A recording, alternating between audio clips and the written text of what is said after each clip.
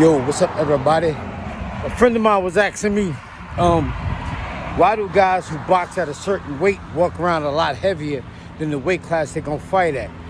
Like, if a guy fights at 147, why does he walk around weighing 160 pounds? And I said, because they dumb. A lot of guys don't know any better.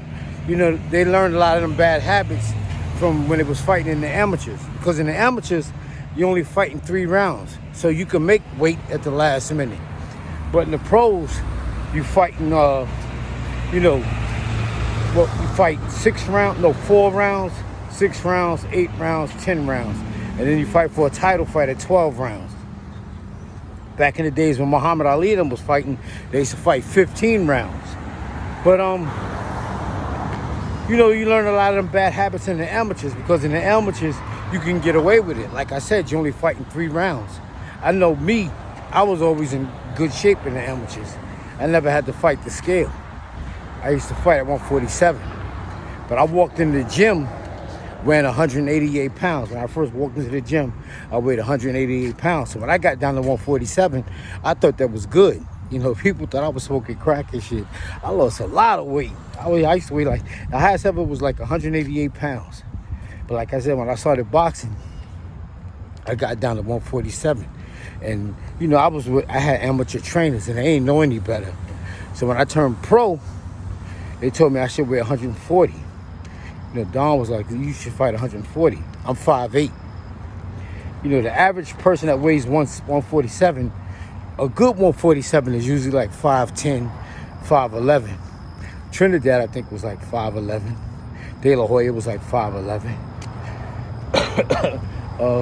Who's that guy that beat Shane Mosley? Vernon Forrest, he was like 5'10", 5'11". You like 5'11", but I should have fought 140. 140 was hard for me to make because I was so used to fighting 147. But somebody pulled into the garage. Pull in the garage where I was shadow boxing. I'll walk and keep talking. But like I said, a lot of guys walk around heavy because they think if they make the weight at the last minute, it's going to make them stronger, and it doesn't. That means you have to fight the scale and you got to fight the opponent. Like I always say, you don't go to boxing camp to get in shape. You should already be in shape before you get to the camp. You go to the camp to hone your craft. And I say it because like Bernard Hopkins was always in shape. And who else is that guy that's always in shape? Floyd Mayweather, they were always in shape. So they know how to fight the scale. You think about it, you got to fight the scale and make weight, and then you got to fight the opponent. And like I said, they do this because they think they lose weight at the last minute because they think it's going to make them stronger. And why I say you got to fight the scale is because you got to lose weight. And what a lot of guys do, what they used to do in the amateurs is they wear a plastic suit, and you lose the weight right away. You wear a plastic suit, be in a hot gym with no air conditioner and shit like that, and you like 5 pounds overweight. You lose the weight, get on the scale, make the weight, and then you shoot right back up to 100 and... Let me just say it like this. If you fight 147, you walk around 160. You wear a plastic suit, lose the weight, go make the weight, and then you shoot back up to 160. They think this is going to make them stronger, but it doesn't. That's like you had to fight 2 people. And that's why they started making these weight clauses and stuff in the boxer's contract, because a lot of boxers are walking around overweight. They make the weight and then they shoot back up. They walk around, say if they're fighting at 147, they walk around 160. They make the weight at 147, then shoot back up to 160. And that's why you see them weigh them before the fight, and then they weigh them the night of the fight. And then they're shot back up. And they think it's gonna make them stronger. They don't. And like I always said, like Miguel Cotto was good for doing that. And like I said, that's why Miguel Cotto always get cut up here. He always, because this is like one of the last places you slim down when you're making the weight. This stays fat. And he always get cut up here, and he always start bleeding from the nose. Miguel Cotto, and I told people, I said, watch when he fought Manny Pacquiao. I said, Manny Pacquiao is going to beat the shit out of Miguel Cotto. And what happened?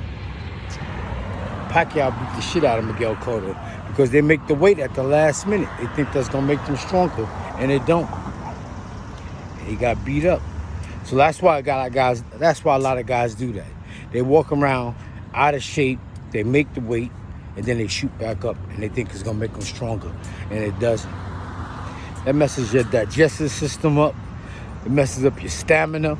All that shit messes you up. And they think, but like I said, you could do that in the amateurs because you're only fighting 3 rounds. But in the pros, when you first turn pro, you fight 4 rounds.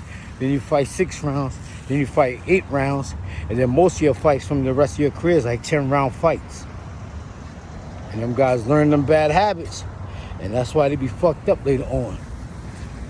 Whenever I see a guy wear a plastic suit, I bet against him. I seen Muhammad Ali. Well, I didn't know any better at the time, but Muhammad Ali used to wear plastic suits. I seen William Joppy wear a plastic suit. I seen William Joppy wear a plastic suit right before he fought Trinidad. I seen Miguel Cotto.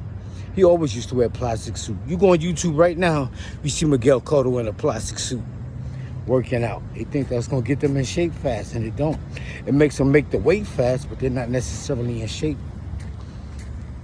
So to answer your question, why do guys walk around like that? Why do guys walk around at a higher weight and they fight at a low weight? It's because they think it's going to make them stronger. They think they're going to have an advantage, and they don't. Like I was saying, when you gain weight like that, it's not like you gaining muscle. It's just shit in your stomach. That's all it is. They think it's gonna make them stronger. Then they start taking vitamins and shit.